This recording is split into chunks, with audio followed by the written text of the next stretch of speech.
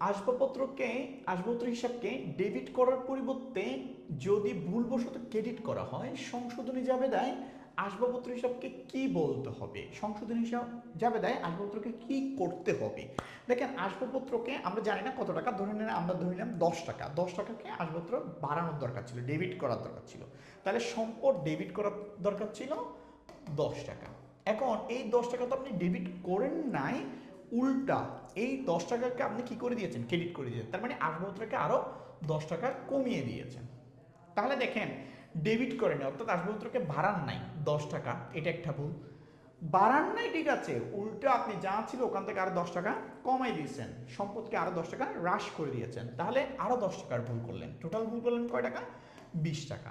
এখন আমরা আসবাবপত্রকে কি করি, ডেবিট করি, তাহলে আসবাবপত্র হিসাব ডেবিট, তাহলে আসবাবপত্র লিখেন নাই মানে আসবাবপত্রকে এখন লিখতে হবে, তাহলে আসবাবপত্র হিসাব ডেবিট। কত টাকা লিখেন নাই, 10 টাকা লিখেন নাই, 10 টাকা লিখলেন।